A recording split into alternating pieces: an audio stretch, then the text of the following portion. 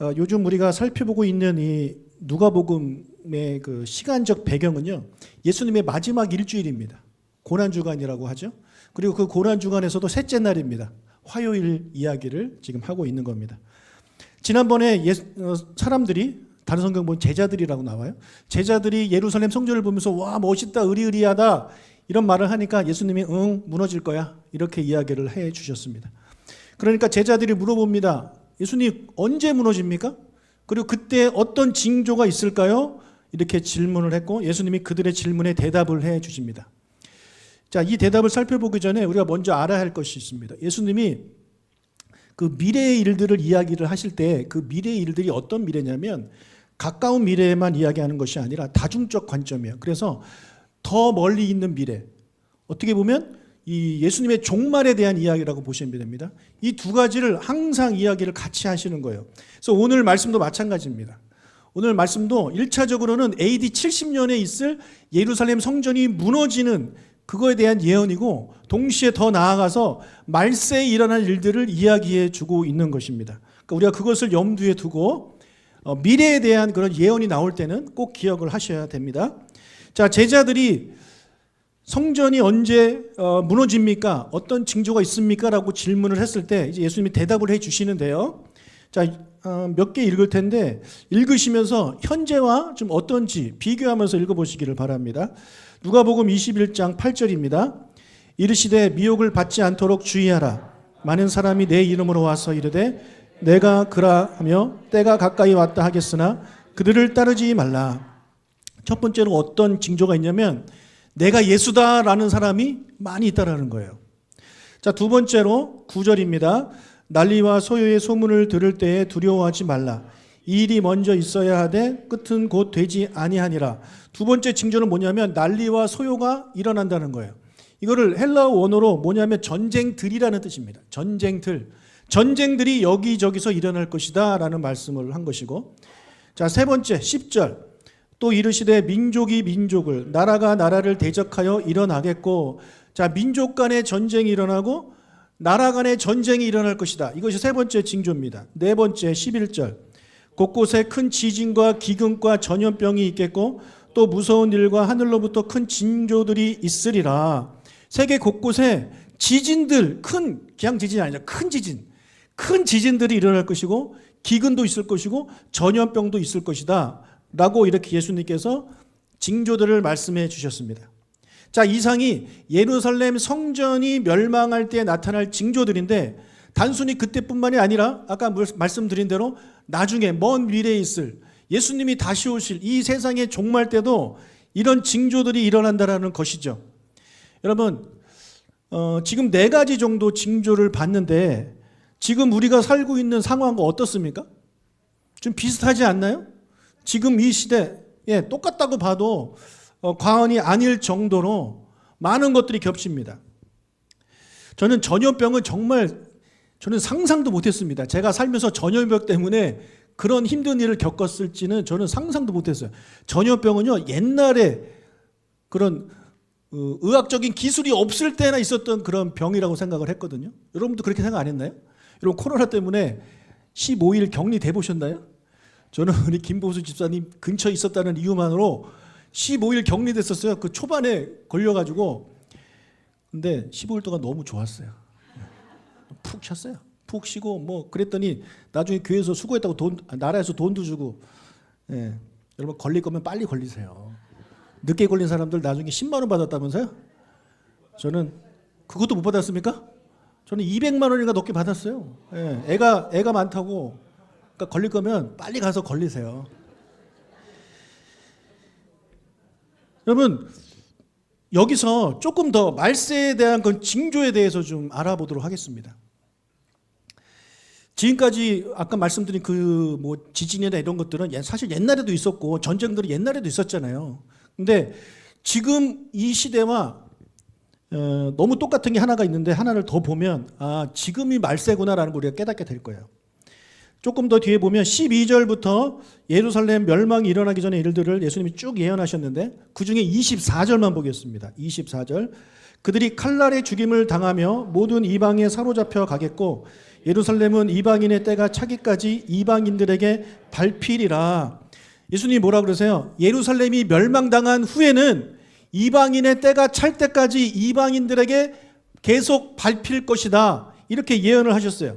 자, 이 말씀대로 예루살렘이 AD 70년에 로마 티투스 장군 때문에 그 로맨들에게 무너졌죠.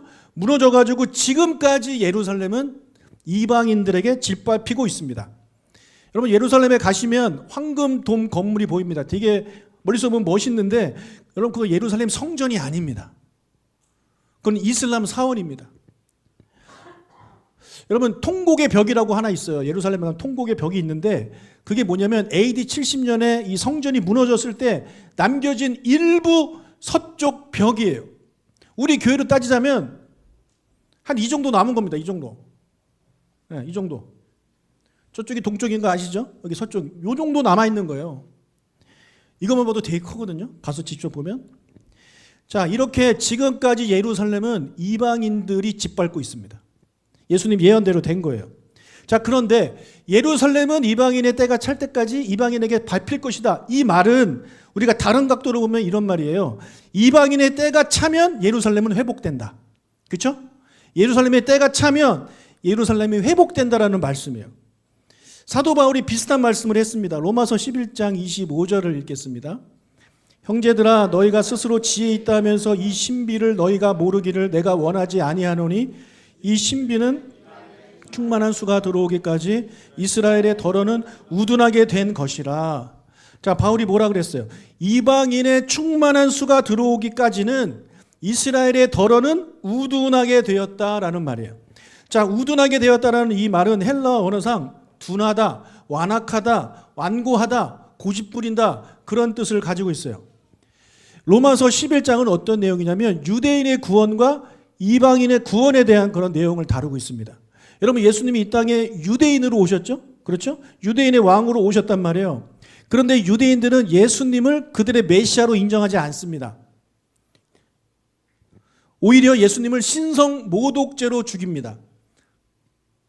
자, 그 이후에 예수님이 돌아가신 이후에 제자들이 계속해서 예수님을 전합니다. 예수님이 메시아다, 구원자다라고 전하지만 유대인들은요, 그 제자들마저 죽이고 핍박합니다.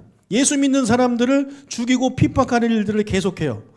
그러니까 그들 스스로 계속해서 그 구원의 길을 걷어찬 겁니다. 이런 유대인의 행동을 25절에서는 우둔하게 되었다라고 이야기를 하고 있는 거예요. 우둔하게 되었다. 결국 하나님이 어떻게 하시느냐? 제자들과 그리고 초기 기독교 교회 성도들을 이방인들, 다른 나라, 다른 민족으로 보내십니다. 예수님의 12제자 중에 안드레와 빌립은 그리스와 소아시아로, 나다나엘은 아르메니아와 인도, 마태는 에티오피아와 페르시아, 도마는 인도, 다데오는 페르시아와 메소포타미아, 시몬은 페르시아, 그리고 바울은 소아시아, 그리스, 로마로 가서 복음을 전해요. 그런데 놀랍게도 그 이방인들이 그 복음을 듣고 받아들이는 거예요. 그 말을 믿는 거예요. 말도 안 되는 소리를 하는 것처럼 들리지만 그걸 믿어지는 겁니다. 여전히 그 땅에 살고 있는 유대인들은 안 믿어요. 계속 쫓아다니면서 바울을 이제 핍박하지 않습니까? 복음 못 전하게 하려고. 그러니까 유대인들은 계속해서 우둔하게 돼가지고 복음을 듣고도 예수님을 구주로 받아들이지 않지만 예수님에 대해서 전혀 알지도 못했고 보지도 못했고 들어보지도 못했던 그들은 사람들이 가서 복음을 전할 때 놀랍게도 그 복음을 받아들인다는 거예요. 그래서 선교사님들이 계속 복음 전하다가 2000년이 지난 이후에 우리 한국에까지 그 복음이 전해졌고 우리 대한민국 사람들 중에 많은 사람들이 예수님을 믿지 않습니까? 여러분이 믿잖아요. 이런 놀라운 일이 일어난 겁니다. 그럼 이게 말이 됩니까? 우리는 대한민국 사람이에요. 우리 당군의 후손 아닙니까?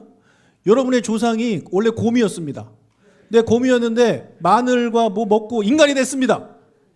믿습니까? 이거는 안 믿어져요. 특히 박씨들, 여러분의 조상이 알에서 태어났대요. 여러분 믿습니까? 안 믿어요. 그런데 왜 우리와 상관없는 저 지구 반대쪽에 있는 그것도 시골 나사렛에 있는 그 예수라는 사람이 여러분의 구세주다라는 그 말은 믿어질까요? 왜 그 말을 이 2000년 동안 수십억의 사람들이 믿었고 또 그 말 한마디에 그들의 목숨을 걸고 그들의 인생을 걸고 왜 그들은 그렇게 살아갈까요? 놀라운 일이 아닐 수 없습니다. 근데 반면에 예수님이 유대인이었기 때문에 유대인들은 더더욱 예수님의 그런 사시는 모습을 보았고 말씀을 들었고 예수님의 그 치유하심을 목격하고 그리고 하나님의 말씀을 그들 원어로 읽을 수 있음에도 불구하고 왜 예수님을 믿지 않냐고요. 우둔하게 되어서 그런 거예요. 고집 부리고 있다라고 성경은 이야기를 하고 있는 것입니다.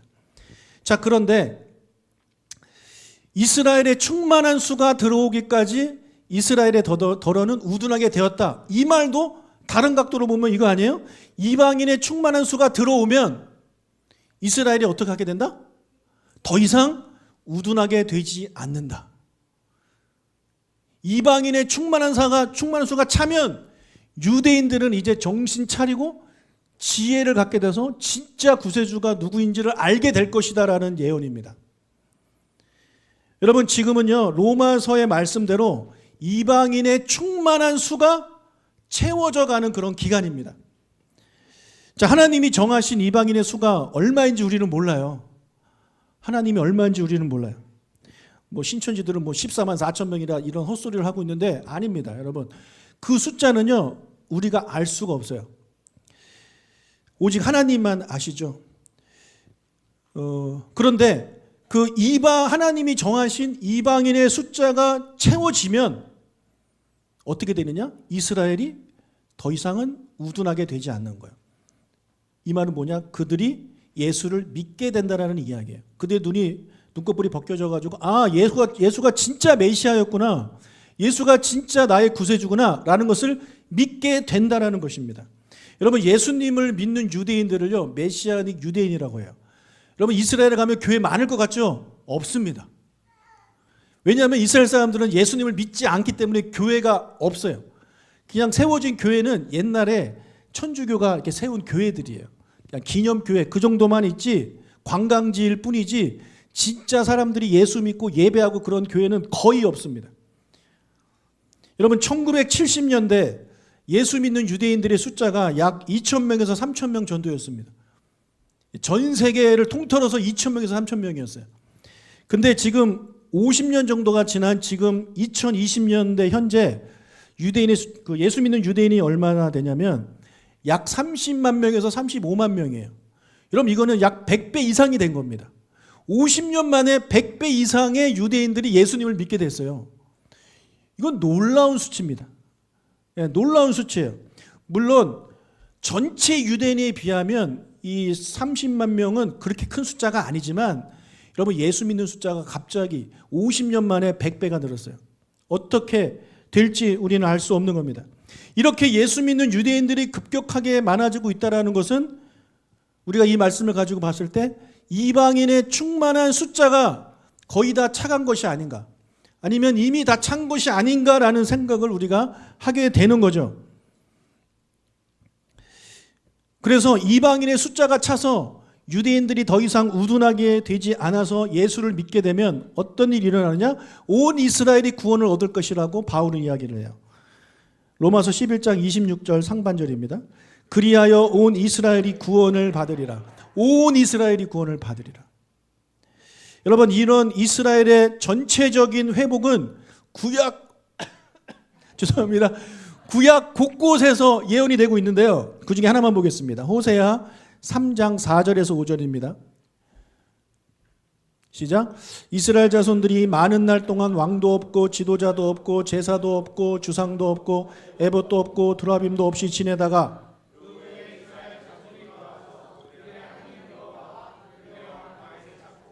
마지막 날에는 여호와를 경외함으로 여호와와 그의 은총으로 나아가리라. 그러니까 구약에 보면 이런 전체적인 이스라엘의 회복, 영적인 회복이 일어날 것이라고 예언을 많이 했는데 특히 호세아는 뭐라고 하고 있냐면 그 회복이 있는 날이 언제냐? 마지막 날이라는 거예요. 마지막 때가 되면 이스라엘이 주님께 돌아올 것이다라고 그렇게 예언을 한 것이죠. 여러분, 지금까지 우리가 종합을 좀 해봅시다. 여러분, 수천 년 동안, 2000년 동안 예수 믿는 유대인들이 거의 없었습니다. 이방인들이 계속 복음을 받아들였어요. 그런데 지금 50년 전부터 갑자기 예수 믿는 유대인들이 많아졌어요. 100배 이상의 성장을 했단 말이에요. 이것은 우리에게 어떤 것을 보여주고 있냐면 지금 마지막 때가 다가왔다라는 거예요. 정말 마지막 때가 다가왔다라는 거예요. 여러분 2000년 전에도 전쟁이 있었고 2000년 전에도 전염병이 있었고 2000년 전에도 지진이 있었지만 왜 그때는 말세가 아니냐? 예수 믿는 유대인들이 없었기 때문에 그렇습니다. 예수 믿는 유대인들이 없었기 때문에, 그리고 예수 믿는 이방인도 없었기 때문에. 그래서 하나님의 그런 다시 오심의 계획, 그 시간표에는 먼저 이방인이 구원을 받고 하나님이 정하신 숫자가 차고 나면 그 다음에는 다시 하나님이 이스라엘 사람들이, 유대인들이 예수 믿는 날이 올 것이고 그들이 전체적인 회개가 일어나면 그때가 마지막 날이다. 그때가 주님 오신다라는 거예요. 그러니까 여러분, 예수 오실 날이 얼마 남지 않았음을 우리가 성경을 보면 알 수 있게 되는 것입니다. 자, 지금 우리가 종말을 살아가고 있는데 왜 우리가 실감이 나지 않죠? 실감이 나지 않으니까 예수님이 다시 오신다, 곧 오신다 이 말을 들어도 별로 감동도 없고 때로는 두려운 마음도 없는 거예요. 근데 여러분, 진짜 인류의 마지막 날이 되면 사람들은 두려워할 겁니다. 누가복음 21장 26절, 사람들이 세상에 임할 일을 생각하고 무서워함으로 기절하리니 이는 하늘의 권능들이 흔들리게 했음이라. 자, 이렇게 세상의 종말이 오면 세상 사람들은 두려워하게 되어 있어요. 정말 무서운 일들이 그들에게 일어나기 때문에 그렇죠. 그러나 예수님은 우리한테 말씀하시기를 너희들은 걱정 안 해도 돼. 너희들은 염려할 필요가 없어라고 이야기를 하십니다. 28절, 이런 일이 되기를 시작하거든 일어나 머리를 들라. 너희 속량이 가까웠느니라 하시더라. 예수님이 뭐래요? 종말의 때가 지금 다가오고 그걸 알게 되면 어떻게 해래요? 일어나서 얼굴을 들래요. 일어나서 머리를 들래요. 그럼 이건 두려워하는 자세입니까? 두려워하는 자세가 아니죠. 정반대예요. 어떤 자세예요? 여러분, 일어나라는 얘기는 지금 앉아있다는 얘기죠. 누워있든지 쓰러져 있든지. 그런데 일어나서 하늘을 보라는 얘기는 하나님을 보라는 얘기죠. 예, 주님이 다시 하늘에서 오시잖아요. 그러니까 주님이 오심을 바라보라는 얘기를 지금 하고 있는 것입니다. 왜 우리가 그렇게 해야 되느냐? 왜 우리가 고개를 들어야 되느냐? 왜냐하면 그날이 속량이 일어나기 때문입니다. 속량의 날이에요. 다른 말로 구원이 완성되는 날입니다. 여러분의 구원이 지금 가까이 오고 있다는 거예요. 구원의 날이 가까이 오고 있는 거예요. 믿지 않는 자들에게는 심판의 날이 가까이 오고 있는 것이지만 우리 믿는 그리스도인들에게는 구원의 날이 가까이 오는 거예요. 여러분, 구원의 날을 다른 말로 성경에는 뭐라고 하고 있냐면 어린 양의 혼인잔치라고 이야기를 합니다. 혼인잔치. 우리가 그 잔치에 참여하는 거예요. 여러분, 그 잔치에 여러분이 하객으로 가는 게 아니에요. 그럼 뭘로 갑니까? 신부로 갑니다. 여러분이 그리스도의 신부로 가는 거예요. 여러분, 결혼하기 전날 얼마나 떨리고 얼마나 행복했어요. 예. 여러분, 결혼식 오는 날이 막 두렵습니까? 물론 그럴 수 있어요. 이 세상에 결혼할 때는 내가 이 남자를 믿어도 되나? 그런 생각을 할 수 있죠. 그러나 여러분, 예수님이 우리 신랑이에요. 걱정할 필요 있어요, 없어요? 내가 이 남자 믿고 살아도 되나? 뭐 그런 걱정할 필요 있어요, 없어요? 혹시 걱정됩니까? 맨날 기도하자고 그럴까 봐? 예수님이 기도하자 뭐 이럴까 봐 걱정됩니까? 걱정하지 마십시오, 여러분. 예. 천국 가서 기도할 일이 뭐가 있습니까? 기도는 여기서 하는 거지 천국 가서는 기도하는 게 아니에요. 우리가 신랑 대신 예수님을 만나는 그날이기 때문에 여러분, 말세는요, 우리는 두려워할 이유가 없는 거예요. 여러분이 구원이 완성되고 하나님 나라에 가는 날입니다. 예수님이 한 비유를 말씀했어요. 누가복음 21장 29절 31절. 이에 비유를 이르되 무화과 나무와 모든 나무를 보라. 싹이 나면 너희가 보고 여름이 가까운 줄을 자연히 아나니 너희가 이런 일이 일어나는 것을 보거든 하나님의 나라가 가까이 온 줄을 알라. 자, 나무를 보면 계절을 알 수 있다라고 이야기를 하고 있는 겁니다. 여러분, 지금 우리가 여름인데 이 나뭇잎들이 조금씩 색깔이 바뀌기 시작하면 아, 가을이 오는구나를 아는 거죠. 근데 그 나뭇잎들이 계속 뚝뚝뚝 떨어지면 우리는 아, 이제 곧 겨울이 오는구나를 알게 되는 거예요. 그래서 나뭇잎이 다 떨어졌는데 갑자기 나뭇가지에서 뭔가 막 조금씩 올라온다? 아, 이제 봄이 오는구나. 나무만 봐도 계절을 알 수 있다는 거예요. 나무가 우리한테요, 계절이 바뀌고 있음을 이야기해 주고 있죠. 마찬가지로 하나님이 지금 여러분한테 지금 이 시대가 어떤 계절인지를 말씀해 주고 있어요. 예수님이 곧 다시 오신다라는 것을 계속해서 우리한테 말씀을 해주고 있단 말이에요. 사인을 보여주고 징조를 보여주고 있어요. 친절하게도 TV를 통해서, 유튜브를 통해서 여러분이 얼마든지 주님이 오실 날이 정말 다가오고 있구나라는 걸 깨닫게 된다는 거죠. 그런데 왜 우리는 하나님이 그렇게 수많은 사인을 보내주고 있음에도 불구하고 그것을 깨닫지 못할까요?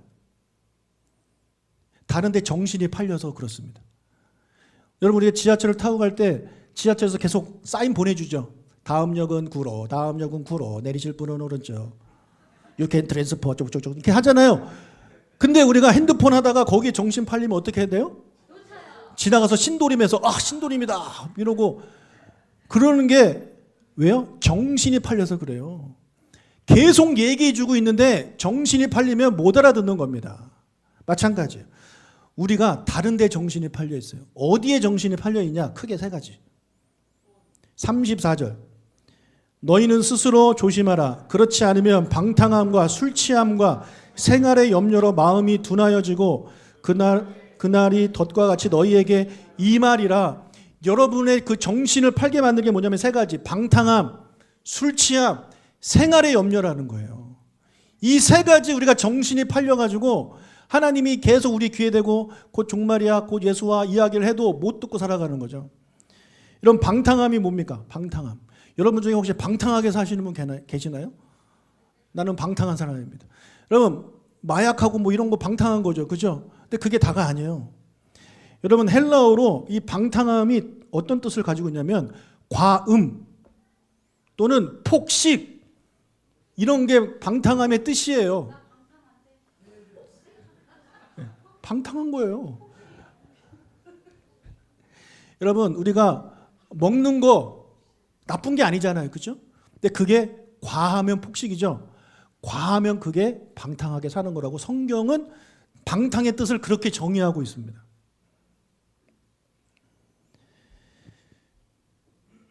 여러분, 우리가 살면서 뭐 이것저것 절제하지 못하고 살아가는 것이 참 많이 있습니다. 나쁜 게 아니에요. 나쁜 게 아닌데 과해지면 그게 나쁜 거예요. 여러분, 핸드폰 사용이 나쁜 게 아니잖아요. 근데 그게 과해지면 그 문제가 되는 거죠. 지난번에 여름 성경학교 우리 어린이들 데리고 여기서 1박 2일로 했는데요. 핸드폰을 다 걷었어요. 근데 한두 시간 지나니까 애들이 금단 현상이 나타나요. 어디다가 숨겨놨는데 그거 기가 막히게 찾아가지고 꺼내서 하고 있어요.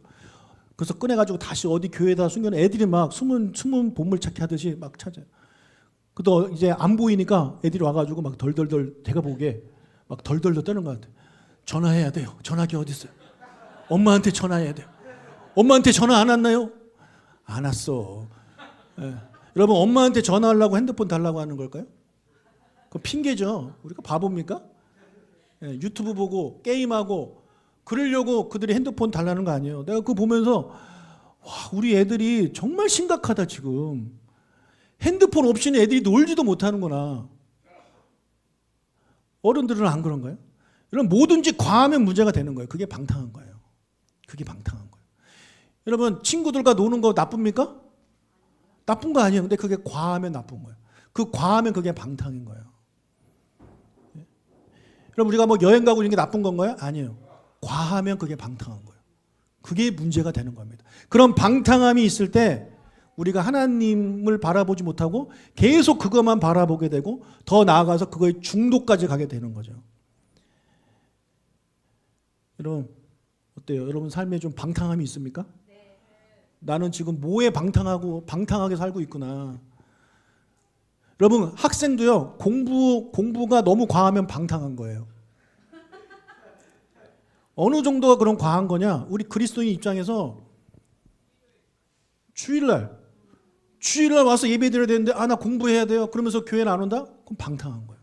그건 과한 거예요. 그럼 그렇게까지 하면 안 돼요. 아시겠죠? 이런 방탕함이 우리 안에 있어요. 다음, 술 취함. 여러분, 술 취함도 방탕함에 포함됩니다. 그렇죠? 근데 이것을 예수님이 따로 딱 뗐어요. 왜 그럴까요? 이 술 취하는 게 워낙에 안 좋기 때문에 예수님이 술을 따로 이렇게 한 거예요. 목사님, 술 취하지 말라 그랬지 마시지 말라 말을 안 했지 않습니까? 이런 얘기를 해가지고 자꾸 빠져나가려고 하는데 여러분, 그러지 마시고요. 그냥 술 끊으십시오. 아멘을 한 명도 안 하네.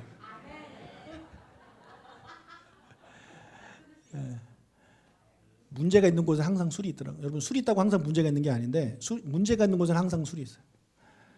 예, 여러분 제가 막 술 취해서 설교하면 좋겠어요? 근데 왜 여러분은 술을 먹고 나는 안 돼요? 그럼 제가 설교 안 하고 그냥 술 취하고 교회 출근하고 막 다니면 괜찮겠어요?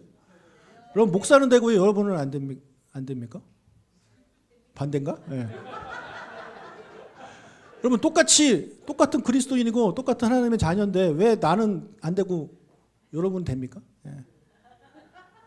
내가 안 되면 여러분도 안 되는 거예요. 네. 여러분 목사가 술 안 먹고 그거를 바란다면 여러분도 안 먹는 게 좋은 거예요. 네. 아무튼 그러니까 뭐 나중에 따로 또 하든지 하고 그 세 번째가 뭐냐면 생활의 염려예요. 생활의 염려.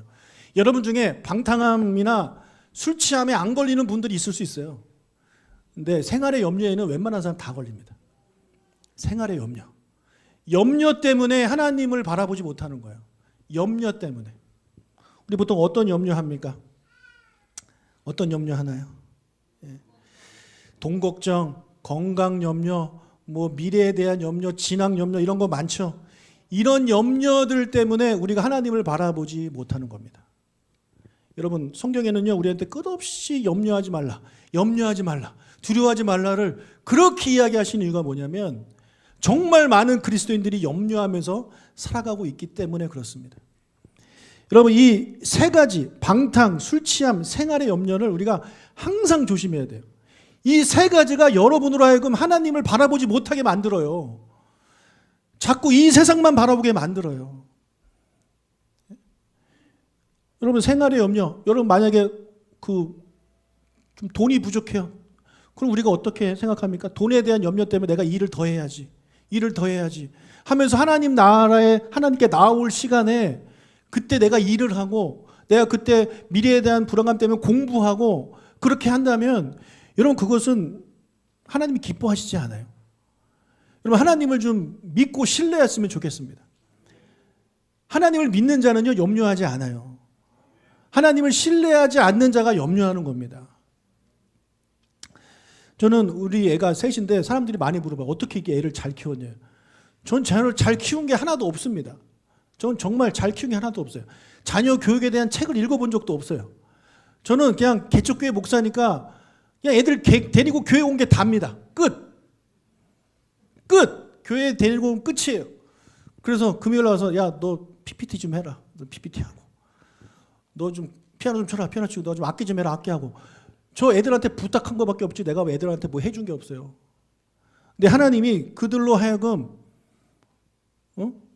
이쁘게 보신 거 아닐까 저는 그렇게 생각을 하는 거죠. 제가 뭐 잘해준 건 하나도 없는 것입니다. 하나도 없습니다.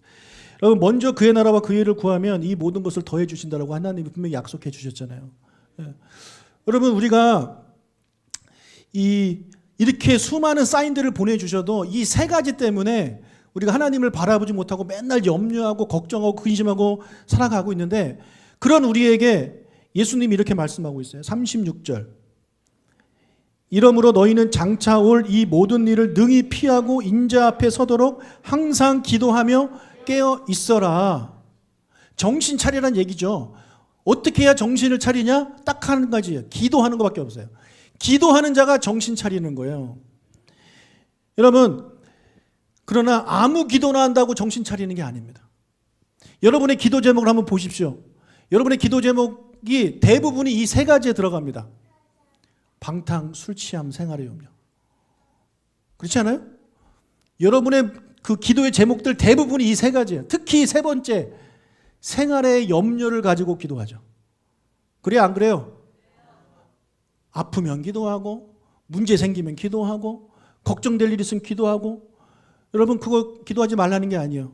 근데 우리의 기도의 그 제목의 대부분이 이 세 가지예요. 하나님 우리 아이가 핸드폰 중독에 빠져 있습니다. 도와주십시오. 예, 이건 첫 번째에 들어가는 거 아니에요?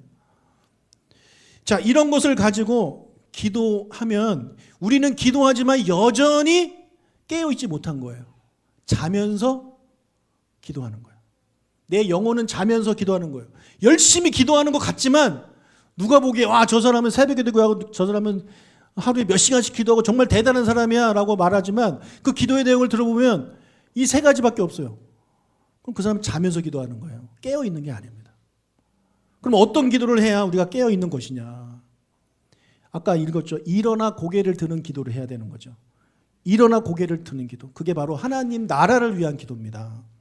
하나님 나라를 위한 기도를 하는 사람이 깨어 있는 거예요. 저는 여러분이 하나님 나라를 위해서 열심히 기도하시기를 간절히 바랍니다. 여러분의 그 일용할 양식을 위해서 기도하는 것도 좋지만 그것은 여러분의 기도 제목의 10분의 1밖에 안 됐으면 좋겠어요. 나머지 10분의 9는 하나님 나라를 위한 기도를 했으면 좋겠어요. 저희 교회가 금요 기도회 때마다 하는 기도가 바로 하나님 나라를 위한 기도예요. 여러분을 위한 기도 제목은 그 시간은 제가 드리지 않습니다. 하나님 나라를 위해서, 선교를 위해서, 우리 교회를 위해서 우리 중보하는 그런 시간을 갖지, 여러분 개인적으로 위한 기도 그 시간은요 다 끝나고 나서 기도하려면 하고 말라면 마세요 하고 제가 이렇게 보냅니다. 왜 그러냐? 하나님 나라를 위해서 기도하는 것이 중요하기 때문에 그런 것입니다. 여러분 혹시 우리 교회가 멀어서 오기 힘드신 분이 있다면 여러분 교회 그 집 근처로 가세요. 집 근처 가서 하나님 나라에서 열심히 기도하세요. 그리고 우리 교회는 기도하기가 좀 별로다. 막 뜨겁게 기도하고 싶은데 그게 잘 안 된다. 그럼 여러분 그렇게 하는 교회로 가서 기도하세요. 진짜 괜찮아요. 가서 기도하세요. 여러분 그러다가 그 교회가 마음에 들어서 계속 가고 싶으면 계속 가세요. 진짜 이제 농담을 하는 말이 아니라 진심을 하는 말이에요. 왜냐하면 여러분이 조각목교에 다니는 게 중요한 게 아니에요. 여러분이 이 시대 말세를 살아가는 이 시대에 깨어서 신앙생활하는 게 중요한 거예요. 근데 우리 교회를 다니면서 그게 안 된다. 그럼 어떻게 해야 돼요? 그게 가능한 교회로 가는 거 저는 그게 당연하다고 보는 거죠. 예. 왜냐하면 우리 교회만 교회가 아니고 모든 교회가 하나님의 교회이기 때문에 이렇게 많은 교회가 지구상에 존재하는 이유가 뭐겠어요? 여러분에게 맞는 교회가 있는 거거든요. 가셔도 됩니다. 물론 저는 좀 마음이 아프고 솔직히 예? 당연한 거 아닙니까? 마음이 아프고 좀 보고 싶고 뭐 가끔 한잔 하고 싶고 막 그런 마음이 들겠지만 여러분들이 깨어 기도할 수 있다면 저는 얼마든지 오케이입니다. 그게 진짜 중요한 거예요. 그게 진짜. 그리고 목사님 꼭 기도회에 나와서 해야 되나요? 혼자 하면 안 되나요? 예, 혼자 해도 됩니다. 혼자 해도 돼요. 그러나 저는요 여러분이 하나님께 기도하러 오는 이 시간을 아까워하지 않았으면 좋겠어요. 내가 기도에 오려면 한 30분 와야 된다. 그럼 가니까 왕복 1시간이죠. 여러분 인생에 있어서 그 1시간을 아까워하지 않았으면 좋겠어요. 하나님께 기도하러 가는 시간이 아까우면 안 되잖아요. 여러분 이스라엘 백성들은요 1년에 3번 성전을 방문하잖아요. 그렇죠? 다 예루살렘 근처에 사는 게 아니에요. 저 북쪽 갈릴리에도 살아요. 뿐만 아니라 해외에도 살았어요. 근데 그들이 하나님께 제사하기 위해서 몇 달이 걸려서 온단 말이에요. 그 몇 달이 그들에게 아까웠느냐? 아니에요. 그렇지 않아요. 그 몇 달 동안 오면서 그들이 찬양을 부릅니다. 눈을 들어 산을 보니 도움 어디서 올까? 여러분 예루살렘에 가면 산밖에 없거든요. 그러니까 그 산을 보면서 지겨워하는 게 아니라 그 산을 보면서 그래 하나님이 이 산을 만드셨어. 이 산을 만든 하나님이시라면 나의 문제를 해결하지 못할 것이 없어. 그래서 그들이 기쁜 마음으로 하나님께 제사하러 오는 거예요. 여러분 하나님의 전에 나와서 기도하러 나오는 그 30분 1시간이 아까워 생각 안 했으면 좋겠어요. 여러분 그만큼 여러분 뭐 시간을 아끼면서 살아갑니까? 여러분 하루에 1시간, 2시간, 3시간 그냥 쇼츠 보면서 팍팍팍 이렇게 쓰지 않나요? 그러면서 하나님께 나와서 기도하는 그 시간은 왜 이렇게 아까운지. 예, 그 시간에 뭐 공부하면 더 할 것 같고 막 그런 것 같지만 그 생활의 염려예요.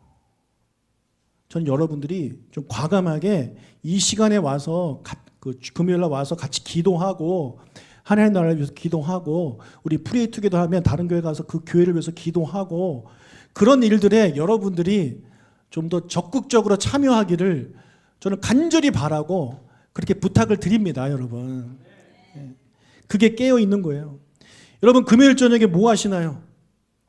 혹시 이 3가지 하고 있지 않아요? 방탕함, 술 취함, 생활의 염려로 이 시간 보내고 있지 않나요? 대부분? 여러분 금요일 그 저녁 시간에 술 취하고 있지 않나요? 항상? 어딘가에 술 취해가지고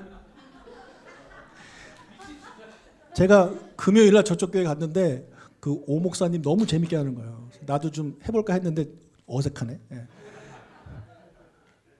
술 취해가지고 맨날 이런 거 하고 있지 않습니까? 아니면 그 시간에 방탕하게 살고 있지 않나요? 예, 과하게 뭔가 적당하게 해야 할 것을 넘어서서 굳이 그 시간에 안 해도 되는 거를 그때 하고 있지 않나요?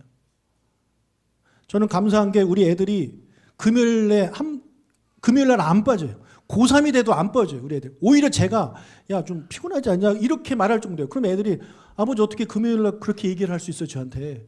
그래서 애들이 와요. 아니, 수련회 갔다가 피곤하면 안 올 수도 저는 그렇게 생각을 하는데 우리 애들은 그게 아닌 거예요. 전 그게 너무 감사해요. 기쁨인가? 걔는 금요일마다 반주를 하는데 고3 때도 했거든요. 근데 저는 몰랐어요. 나중에 알았어요. 대학 가고 나서 알았어요. 원래 그 시간에 학원에서 수업이 있었대요. 내가 수업 빼먹고 온 거예요. 빼먹고 와가지고 와서 봉사하고 기도하고. 그러면 그렇게 하면 모든 거 다 걔가 고3인데 염려가 안 되겠습니까? 근데 다 염려 맡기고 남들 공부하는 그 시간에 와서 봉사하고 그렇게 하는 자녀를 하나님이 가만두시겠냐고요. 하나님이 그냥 두시겠냐고요. 저는 이 3명의 아이를 키우면서 물론 뭐 좋은 대학을 못 갔어도 저는 이거 얼마든지 얘기할 수 있는 거예요. 왜냐하면 인생은 길거든요. 여러분 분명히 하나님께서 그 자녀를 하나님 나라를 위해서 헌신하고 희생하고 기도하는 그 자녀를 하나님이 가만두시지 않을 거라고 저는 확신해요. 그 좋은 결과가 짧은 시간 안에 일어날 수도 있고 긴 시간 안에 결국에 역시 하나님이 이렇게 큰 은혜를 주셨구나 이렇게 나타날 수도 있는 거거든요. 그러니까 여러분 우리가 하나님을 믿고 정말 신뢰하는 그런 삶을 살았으면 좋겠어요. 그게 뭐냐면 여러분 생활의 염려로 기도하는 게 아니라요. 생활의 염려가 있지만 하나님의 나라를 위해서 기도하는 자가 바로 하나님을 진짜 믿는 자예요. 그게 진짜 그리스도인입니다.